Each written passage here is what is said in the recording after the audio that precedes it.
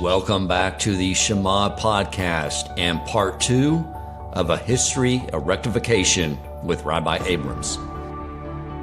Welcome to the Shema podcast, the podcast for the perplexed, where Torah insights intertwined through personal stories as well as interviews with leading Torah scholars demonstrate the empowering qualities of Torah and mitzvot. For more great Torah learning through Torch, the Torah Outreach Center of Houston, go to torchweb.org. Now to the show. Now we know already, they even ask, we know already that the Jews are going to end up leaving Egypt. So why do we celebrate the Exodus from Egypt as being an event on its own and not something that had already been preordained many years beforehand at the Covenant of the Parts? As we said, God promised Abram, I'm going to take your children out with great wealth. Why are we celebrating the actual execution of the promise rather than the promise itself? One of the answers that they give is that God didn't necessarily have to take us out the way He did take us out. He could have simply taken our physical bodies out of the land of Egypt, our physical bodies out of the bondage, and we would have been just free men. Perhaps that's a concept that a vast majority of the world and parts of the Jewish world are more comfortable with, the idea of freedom from slavery. But that's not how God took us out. He took us out in such a way that we literally became His nation and nobody else. Like you said, this was in your introduction, this is the separation of the Jewish people from the other nations to be God and God's alone. This is God initiating the first step of marriage with the Jewish people. It did not have to be that way. From His promise to Avram, it did not necessarily have to follow through that way. So that's how the answer why the Exodus itself is so significant. It's God going above and beyond. In fact, we list all the ways God went above and beyond in Dayenu. Each one of those on their own would have been significant enough for us to praise and thank God in the ways that we praise and thank in the Seder and really throughout the year. And we mention Exodus every single day, twice. It's the fact that He did it over and over, kindnesses upon kindnesses. And He took us above and beyond what He had promised Abraham, that it truly takes us beyond just a simple need to show gratitude and to thank God, but to devote our entire selves to Him. Now, under the most extreme conditions of Egypt, the Jewish people are exposed to, as I said, they are literally, according to the descriptions that I've seen, the most debased society in human history. Forget the people before the flood. This is the worst place you could imagine trying to be a Jew in. For 210 years, they remain in the land of Egypt. And we know from the way they left that they could not have remained another second. Now, it had been 400 years that Hashem had set aside, that God had scheduled for the Jewish people to be in a land not their own, to be in exile. But they only were able to last 210 years. So we'll have to see what happened to the remainder of those 400 years. But in the meantime, during these 210 years, this is how the purification, this is how the refinement was effected. They were exposed to the most debased society in history, and yet they remained completely separated from them. How so? So the Medrash, for example, lists a few features few qualities that they maintained. For one, they did not change their clothes. For another, they did not change their names. And in a third way, they never once, no exaggeration, never once sinned with an Egyptian. They never once committed adultery with an Egyptian, or in any way entered into an intimate relationship.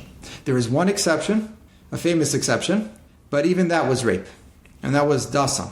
Dasan, who famously with his brother tattled on Moshe to Paro, which led to Moshe's hasty escape from Egypt. The events that have precipitated the whole series of events which led to Moshe leaving Egypt was that Dasan caught an Egyptian overseer with his wife. Honestly, ultimately, it was rape. So that one exception where there was an interaction between an Egyptian and a Jew, that even that was coerced. And it wasn't the Jew's fault. So in the area of sexual purity and holiness, starting with Joseph and his endeavors. A step ahead. Exactly. No, you're exactly right. Okay, so there's a theme there. But they kept that right the entire time. Exactly. And in fact, that's the idea of Joseph coming down to Egypt beforehand, was to pave the way for the Jews' great courage and their great strength, moral strength, in remaining pure in this area. It all began with Joseph coming down to Egypt earlier and staying strong in that area as well. That's one of the reasons that event was so significant and would have led to Joseph either being lost from the 12 tribes forever, or becoming the very head, the very top, the king or not the king, but the tzaddik, the most righteous of the 12 tribes. Okay, gotcha. And which is the exact opposite of the era of the flood with Noah, because what everyone was doing was, the main thing was the sexual depravity. Exactly. Okay. And again, Egypt was almost a resumption of that state of affairs. They were the worst society in that sense. And it was specifically in self-gratification in the areas of sexual impropriety that they were known for.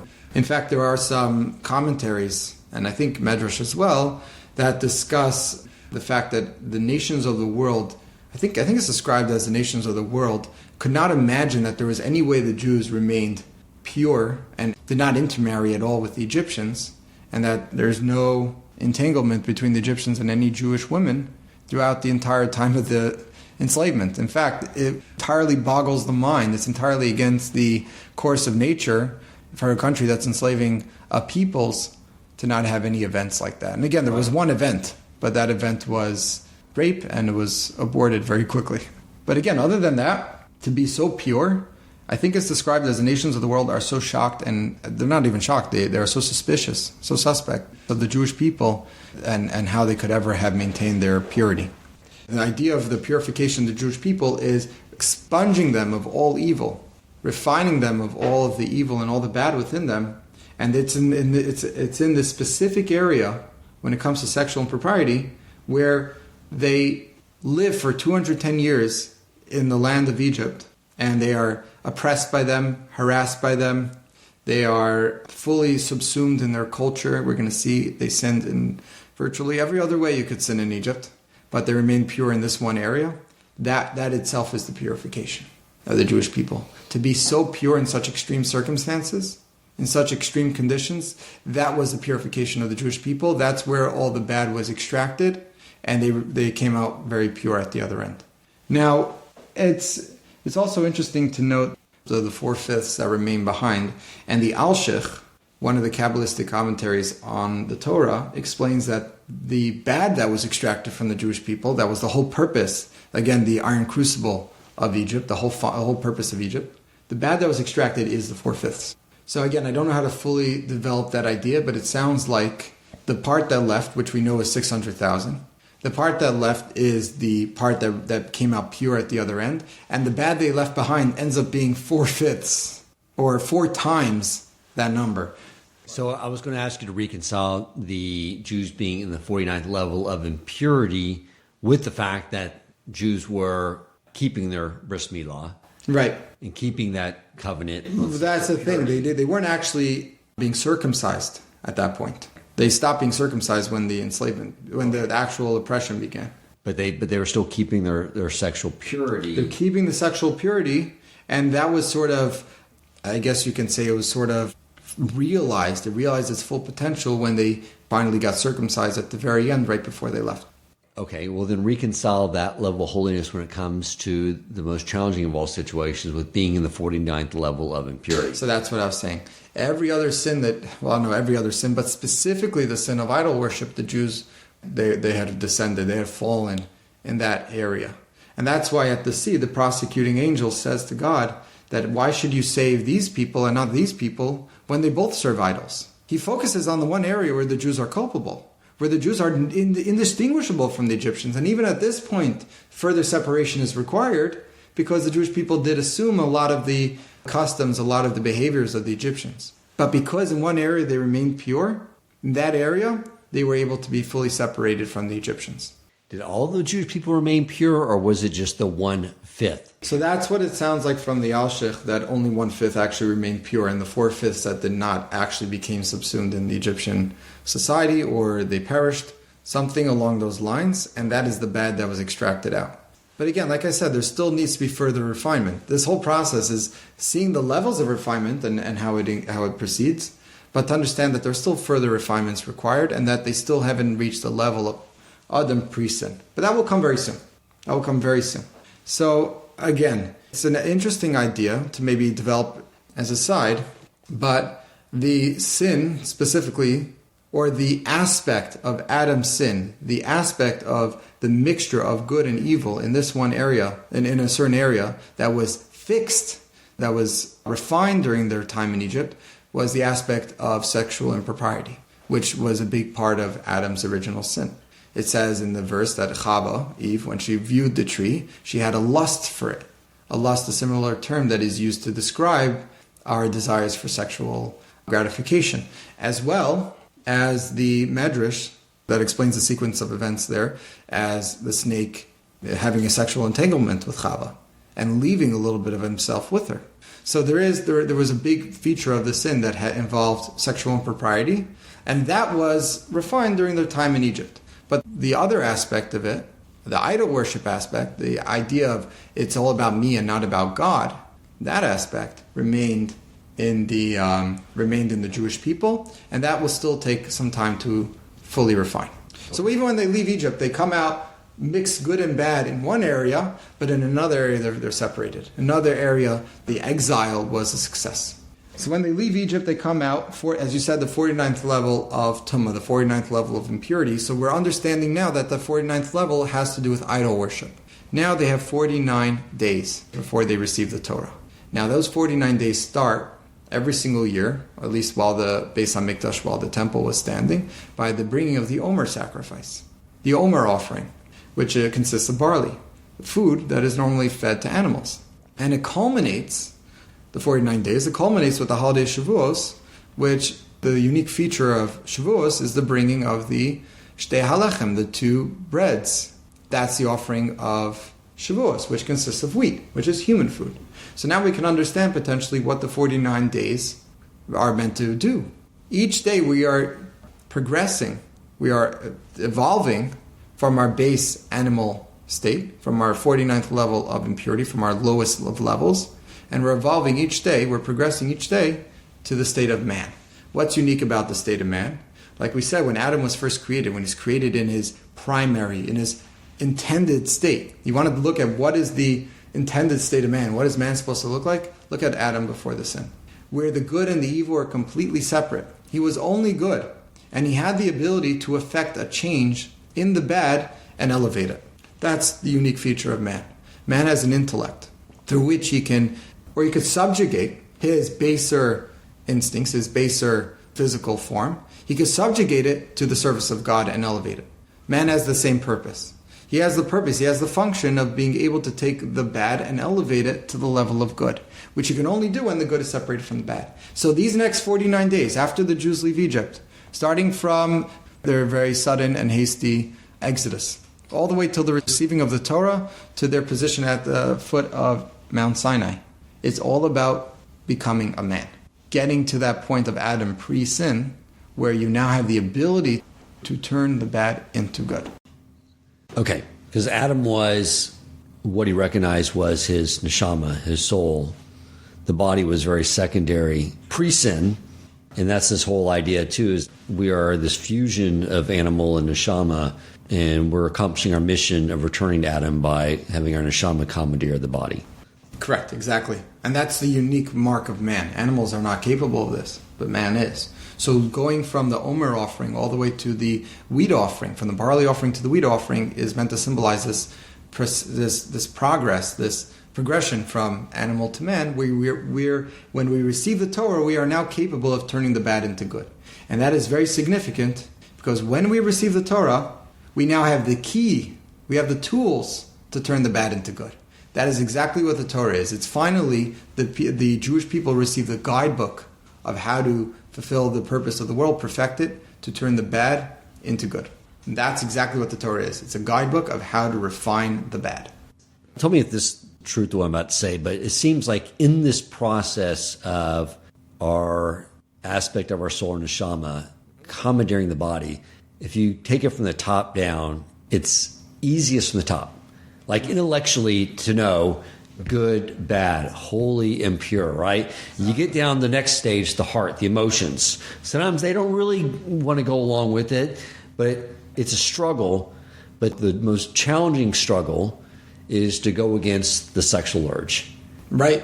And it seems like there's like this, the further you go down in who we are, the more animal instincts there are to overcome and overpower. You're exactly right.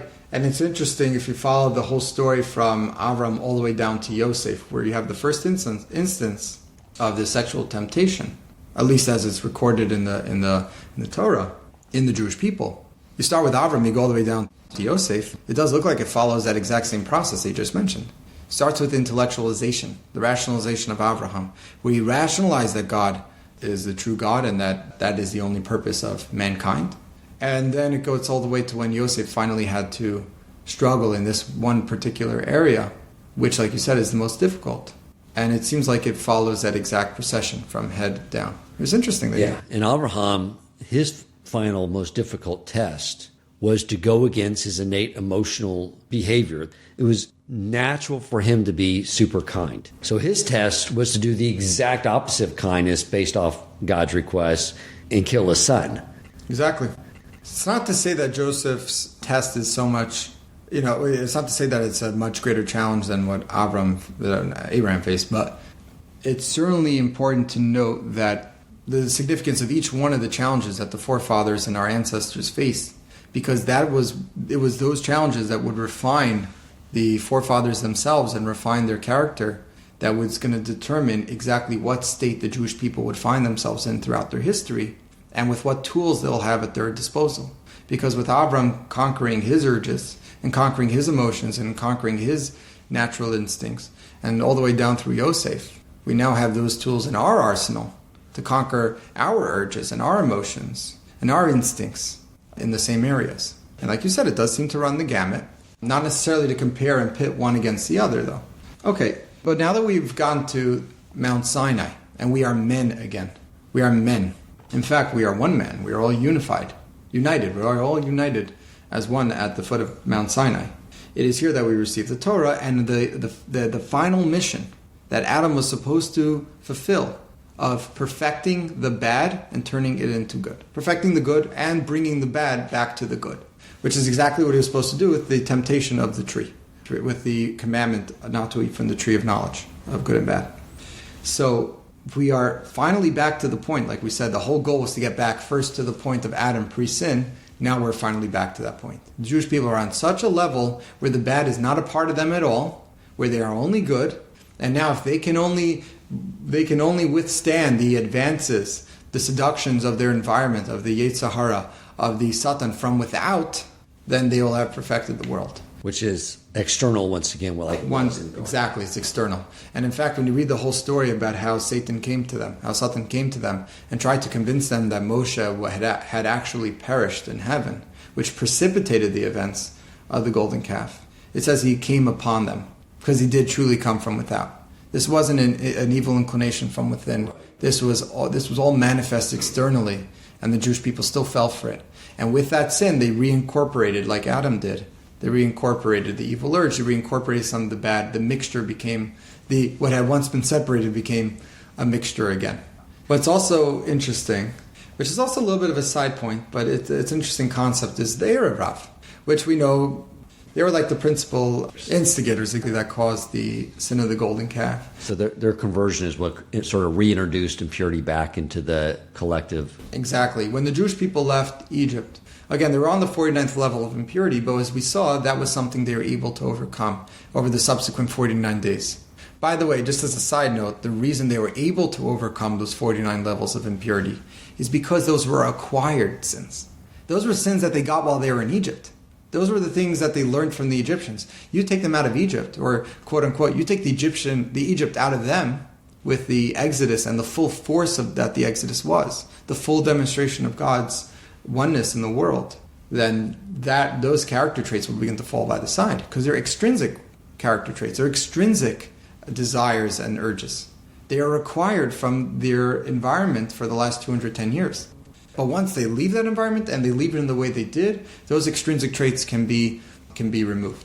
And that's what those 49 days were. But they did bring the Erev Rav, and this is where they tripped up. After all, they didn't have the idol worship urge anymore. So why did they worship idols immediately after receiving the Torah? Why did they reintroduce the Yetzer Hara? So it does seem like there was a calculated, or a mistake in their calculation. I think Rabbi Yacobian mentioned this on the podcast a little while ago about the Erev Rav, and that the Jews thought they had reached the point where their separation of good and bad was so complete leaving Egypt, that this was it. This was the final exodus. They forgot there were still 190 more years they were supposed to stay there. But this was the complete and final exodus, that they can now take along the Erev Rav. They can take along the good from the other nations of the world and incorporate them into the Jewish people. And that was the mistake. They weren't ready. That is the intended goal, was just not the right timing. Exactly. The Erev Rav are supposed to be the good from the other nations. They took a lot of their treasures. They took a lot of their wealth. They emptied out Egypt, as it says, Ve'inatzu es Mitzrayim. They emptied out the land of Egypt on their way out. They went to their neighbors. They, quote unquote, borrowed their possessions. That was part of the good they took out with them, the possessions, the material. But they also were meant to take a lot of the people, a lot of the souls. Like we said, when the good got mixed with the bad by the sin, and then even separated and refined by Abraham and the 70 nations, there was still a lot of the good left in the 70 nations. That's part of what it means to separate a mixture. Like imagine separating two doughs of different colors. It takes a while to complete. You're never even going to get it fully separated until you go to each little minute piece of dough, each molecule of dough almost, and properly separate it. Okay. It's a very difficult process. So the Jews were meant to take the Erev Rav, obviously, out of Egypt. And I think the reason, again, for why God sort of allowed this mistake to happen, like we've mentioned a few times, before, was to create the possibility or to maximize the opportunity for the Jewish people to fight with their evil inclination, or to fight again with the evil urges. Give them more opportunity to earn reward in the world to come. I don't know. I'm positing a theory here. Yeah. This might be another one of those examples where events were almost orchestrated by God. Again, there are these two tracks. So we always have to remember there's an overarching track of how do I maximize the reward for the Jewish people in the world to come. And this might have been part of that track. I don't know. I'm positing a theory. Because God does not tell Moses no when Moses asks about converting their Rav. Exactly. Now, later on, it's interesting because later on, by the story of the spies, Moshe does ask God, and God doesn't tell him that they can't send the spies into Israel, knowing full well what's going to happen. But I think at that point you can potentially theorize that God, this is well after the sin of the golden calf, and as we see, the Jews had taken back within them the evil. They've reincorporated. There's another mixture of bad and good within them. Maybe at this point there is a further concealment of God, and that's why he didn't explicitly tell Moshe not to send the spies into Israel. But over here, where he doesn't tell him not to take the Erev Rav out, it's pretty hard to say that has nothing to that God isn't trying to orchestrate something here. And again, probably by the spies also, God is trying to orchestrate something. But again, tangential, that would be a longer discussion. So specifically over here, the Erev Rav is their weak point. Specifically because when the Jews left Egypt, they weren't ready. They weren't fully perfected, and they didn't have the ability and the tools to fully perfect the Erev Rav without a lot of hard work. Again, they could have done it after the giving of the Torah. They could have done it. They could have conquered the evil urges from without, the Erev Rav, the Satan, whatever they may have been, the instigators. They could have conquered that, but they failed and they didn't conquer it. And now good and bad are mixed again. But here's the thing. In Egypt, the bad had fully conquered the good. The bad had dominated the good so much that you could never distinguish the good from the bad. Like I said, Ramchal explains that the period of the enslavement of Egypt was a time when God was most concealed from this world. He was working behind the scenes, but he was most concealed. It doesn't mean he left. It just means he was most concealed. But during the time in Egypt, that's when the bad had dominated so much that it was virtually impossible to find the good. So that we're never going to go back to. In fact, there's an explicit commandment not to go back to the land of Egypt, because we're never supposed to return to that state. We're never supposed to return to the state where the bad dominates the good. But at this point, the good and the bad are combined. They're still mixed together, but it's in a state of flux, where sometimes the bad is dominant, sometimes the good is dominant, but at no point do you lose sight of the other. At no point does the good fully dominate the bad, and at no point does the bad dominate the good. It's like an in-between stage. It's like a balanced place where it's in flux. I thought all that was good was extracted out of Egypt. I mean, the Egyptians were... Yes, and that's another reason. Exactly, that's another reason we don't go back. Doesn't need to go back there because we already did our job. That's another reason, right. But I'm explaining that it might also be meant to be taken metaphorically almost. Okay. You have no need to go back to that state. I've fully taken you out of that exile. In fact, we mentioned the exodus from Egypt. Not the exodus, not the salvation of the other exiles that came later. We mentioned the salvation of the exodus of Egypt twice a day. And we mention it when we make Kiddush. We mention it by Kiddush for Shabbos, mentioned by Kiddush for Yom Tov. We mention it so many times. The question is why. I think somebody even says, I forget which commentary, says it's mentioned 50 times in the Torah, the Exodus. Why is the Exodus mentioned so much? Why is it an essential part of our lives? And the answer really has to do with another question, which is based on what the Haggadah says. You should see yourself as if you left Egypt. No, that's a little bit later on in Haggadah, actually. It's earlier in the Haggadah, where it says that if we had not left Egypt, right after the Manashtana, if we had not left Egypt, if God had not taken us out of Egypt, we would still be slaves to Paro. And the question everybody asks is, would we really be slaves to Paro still? Would we still be enslaved by the Egyptians? Probably not. But the answer is the same for both. This Exodus is so complete. This Exodus took us out of that state where bad dominates the good so thoroughly that you cannot distinguish the good, ever, really. That it's virtually impossible to distinguish the good. The Exodus took us out of that state forever. We never have to return to that state. And that's what's so significant about the Exodus from Egypt. If God had not taken us out, that state of affairs might have remained. Okay, our bodies may have been taken out of Egypt. Our physical enslavement might have ended, but there will still be no way to distinguish the good from the bad. There will be no way to see the good anymore. No way for the good to be separated from the bad. But now that God took us out, we have that ability today for the good to overcome the bad. Not only for the good to be distinguished from the bad, but for the good to even overcome the bad. And why we mention the Exodus every day, twice, and so often throughout the year, and it's mentioned so many times in the Torah, is because of how important that is vis-a-vis our current state of purpose, our current state of balance between the Yetzer Hara, the Yetzer Tov, the good and the bad. It is that Exodus from Egypt that means we never have to be completely dominated by evil anymore. All the subsequent exiles never look like the Egyptian exile. Maybe for brief periods, for brief flashes. But there's nothing so dominating about evil throughout the subsequent exiles, throughout the 4 major exiles, up till today, that had that feature of you cannot find the good anymore. And the first exile was destined. Exactly. All the way from the original sin, it was destined that such a perfection, such a refinement would be required. And again, Avram could have avoided it if he had succeeded in overcoming the shortcomings, overcoming the faults that he inherited from his ancestors. He could have theoretically avoided it, but otherwise it was predestined. Yeah. Were the subsequent 3 exiles, including the one we're in right now, destined? In some ways, yes. Because when Avram was informed of the 400 years in Egypt, he was being told, this is exactly what needs to be done in order for the sin of Adam to be reversed. We need to go through this. You need to go through, your children need to go through. You've accomplished the first few things. The first few things you need to do is separate yourself from the nations, create a collective that is devoted to God, that will be the ones to earn the world to come. You've done that. You've checked all those boxes. But we still have all the mixtures of good and bad that needs to be refined.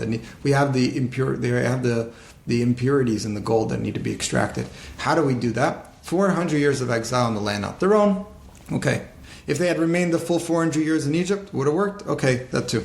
But now that it didn't, included in that original foretelling, in the original prescription on God's part, to Abraham by the covenant of the parts, included was if they have to leave Egypt early, we have to cut it short, the perfection, the refinement short, then it will come about later. So it's alluded to even in the story of the covenant of the parts, there is an allusion to the subsequent 4 exiles as well. But Avram had no way of knowing that. He didn't know about the subsequent 4 exiles. He just knew about the Egyptian exile. God saw no reason to trouble him even further with the news that they're going to be in exiles till who knows what year. We're in 572 already, so he saw no reason to trouble him with that information. But technically it was predestined, but it wasn't predestined that had to happen. If the Jews would have succeeded with the Egyptian exile, if they managed to stay there 400 years without fully being subsumed by the Egyptian culture of idolatry, and they have been able to stick around 400 years, they would have fulfilled it, completed the process. But technically they had to leave early. And now all these subsequent exiles well, here's the other thing. They don't actually have to go through the subsequent exiles if they can complete the refinement process. If they can complete the purification process on their own, if they can do it themselves, then they don't have to go through exile. There are times in our history, like the times of Solomon, the times of Shlomo HaMelech, where the Jewish people were so ascendant in their good, Right. They had gone to a point where they had virtually separated good and bad, where the nations of the world were sending forth their delegates, their delegations to be affected, to be influenced by the Jewish people. We were approaching a point in history, didn't actually manifest, it ended very abruptly. But we're approaching a point in history where the good of the other nations could have been incorporated into the Jewish people. And the bad of the Jewish people was being refined by the Jewish people themselves with their, again, they have the Torah now, they have the means to do it, they were working hard at it. There were times in our history where we became close, and we were actually affecting it. Was the issue then that King Solomon made the same error that Moshe made? Potentially, but if he made that mistake, it's more a reflection on the Jewish people as a whole and not just Solomon himself. There's a principle, a concept, that if the king errs, it is his fault, obviously, but it's also the fault of the people. It's because the people weren't ready. It's because the people weren't, as a collective, they weren't ready. And just to clarify for the listener, meaning King Solomon was marrying women from other nations to try to bring them around, just saying Moshe was trying to convert them. But he married too many of them. The Torah prescribes a certain cutoff of 18, and he married more than 18. Correct.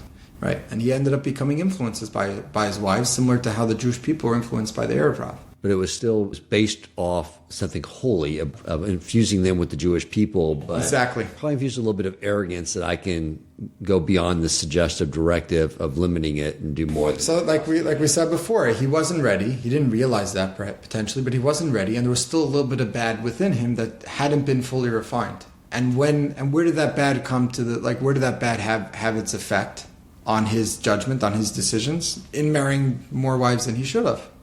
That was his mistake.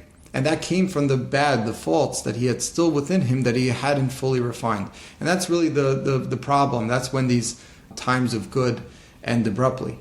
When the Jews think they've reached the level of refinement necessary to perfect the world, they go out there and actively perfect the world, and they actually have not. Okay. It's a misjudgment. But at the end of the day, the exiles, if we do not succeed on our own, and we hadn't, then the exiles are meant to effect a similar separation, a similar refinement of what the Egyptian exile had affected, and continue and complete that refinement. And that's what the subsequent exiles are meant to be. Meaning, if the Jewish people don't succeed when they build their temple, being the light unto the nations that they are meant to be, following and keeping the Torah, maintaining the Torah the way they are meant to, then they will have to go into an exile. God promised them, if you do not keep the Torah, this is what's going to happen, right? Not as a punishment, more as a consequence than a punishment. If you don't do the refinement on your own, if you don't refine yourselves, then I'm going to have to put you in exile to have the refinement occur manually. And that's what the exiles become.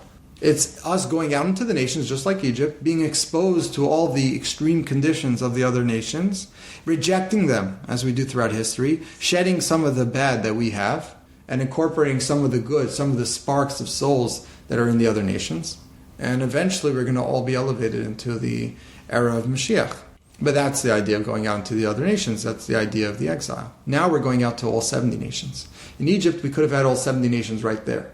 Not a concept I fully understand, but in theory, Egypt could have incorporated all 4 of the final exiles, or the subsequent exiles, and included all the good of the 70 nations. And we would have taken the good of the 70 nations with us, and left the bad, our bad, with Egypt and the other 4 exiles all together as one. It's not a concept I fully understand, but that's what could have happened. And it didn't, and we now have to do it manually and through a longer process. One more thing to note is about souls. Didn't really discuss it at the beginning. But Adam himself comprised of 600,000 souls. When God created the world, he set certain limits on what this world would include and entail before you get to the world of reward. One of those limits is time. This world can only exist for 6,000 years. This is how Ramchal sets the entire subject. This is how he lays it out. And then it must end before the period of reward can begin. But there's another limitation. God only allowed for 600,000 souls to be included in Adam and to be included in the perfection and the ultimate sharing in the world to come. 600,000 souls. When Adam sinned, those 600,000 souls were all affected by his sin. They all became mixtures of good and bad. And the Arizal uses as an analogy, similar to this exact analogy of the iron crucible. He says, when you extract gold from the ground, when you extract it from the ground, there are so many impurities in them, you have to go through one refinement over another until you finally come out with pure gold at the very end. He says it's the same thing with the souls.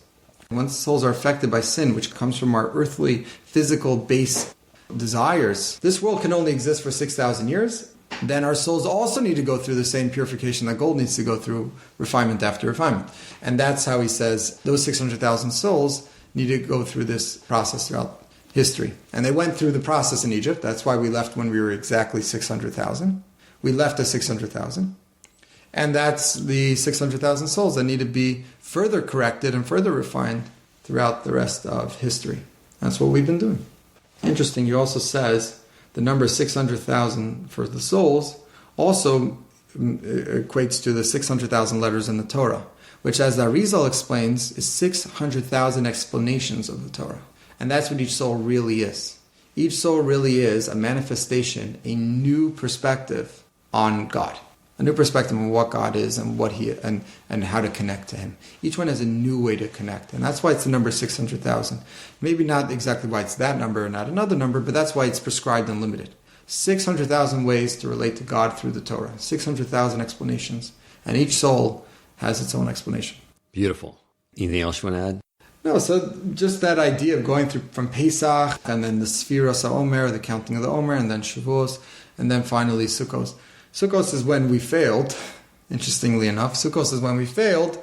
We didn't stay true to God. We didn't maintain our chastity and our purity with God. But Shavuos is, despite that, God is still willing to marry us. He's still willing to consummate our marriage.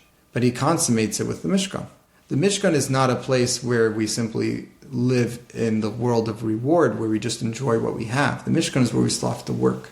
We still have to work on our relationship. We still have to build and develop it. We still have to devote ourselves to God further and further, with each sacrifice bringing ourselves closer and closer to God, and giving a little bit more of ourselves to God each and every day. So Shavuos, which was Matan Torah, the receiving of the Torah, which was meant to be just eternal bliss after that. Even though we didn't reach the bliss, we still reached this point of consummation. God did not forsake us. He promised that He would not forsake us despite the sin. That was the whole interaction with Moses, with Moshe, after the sin, when Moshe begged for forgiveness for the Jewish people. And then in response, God gives us the Mishkan. You know, there's a great parable I read in the book of our heritage. It was a parable he brings out to explain Mount Sinai. So it's a place everyone's blind from birth. Although a doctor comes into town and says, I have a procedure for those of you who elect that will allow you, if you go through it, to see, but only for 24 hours. So a few people out of the group said, we'll do it. And they go through this procedure, they have this surgery, and then for one day, they can see. They know exactly what everything looks like, what the sky looks like, what everyone's face looks like. They now have clarity of vision, and then the doctor leaves. The next day they wake up and they're blind like everyone else. But everyone else said, well, at least you have the vantage point of knowing what everything looks like. We've been blind. Now you can lead us going forward. And that was our Mount Sinai. It was a moment in time sort of hoisted on us where we could see. And then He took that level of sight away and then said, now you know how to lead the fellow Jews and then the world at large back to full sight. Exactly. And that literally, using that phrase, back to, that's how the Gemara explains that regardless of what would occur with the temptation, the advances of the Satan to with the sin of the golden calf, no matter what would occur, either result, either they hold firm and they reject it, or even if they fall to sin, there's still a positive outcome. Either way, either they perfect the world and they complete their task by finally rejecting the external advances of the Satan, as Adam was supposed to, or even if they fail, they'll be able to teach the world, the entire world, how even a collection, even a nation, and again, the world was not created for individuals, it's created for a nation, it's created for a collection. The Torah, at the beginning of the Torah, it says, Bereshis bara Elokim, in the beginning God created. And the rabbis say Bereshis means B'shvil Reshis, because of Reshis, because of beginning. And that's referring to the Jewish people, because the Jewish people are called Reshis. B'shvil Yisrael shenikru Reshis, because of the Jews are called Reshis. The world was created for a collection. It was created for a group of people, not just one, not just an individual, for 600,000 souls. That's what God created. So when the Jews, as a collection, can teach the world how to return, how to do teshuvah, then even the sparks that were scattered and mixed in with the bad, mixed in with the anti-God throughout the world, they can be collected, they can learn how to come back as well. the collectives, the nations, the peoples, the Jewish people themselves in the future, when they fail, they can know how to come back because they've done it before. Like you said, they had a glimpse of revelation. And not just a glimpse of revelation, but a glimpse of how to do teshuvah, of how to return. So they have that guidance we have that guidance forever. Thank you, Rabbi. Thank you. I appreciate you coming on. It's a great subject, especially as we approach the weeks leading up to Shavuot. So thank you so much. Yeah, the important theme to come out of here is separation. If God is doing it through the exiles, if God is doing it through the nations, through our environment, He's forcing it upon us. He's doing it manually. Or if we can do it ourselves. It's all about separating the good from the bad. Because when we have separated the good from the bad, we've identified the good. We've worked really hard on it, and we've followed the Torah to identify the good. We can use it to convert the bad. If you enjoyed this episode, please consider supporting Torch so they can continue to spread Torah wisdom to the world by making a donation at torchweb.org and clicking donate in the top right corner of the page. And if you would like to get in contact with our host with comments, suggestions for future topics of learning, or questions for him or his guest rabbis, you may email him at president@torchweb.org.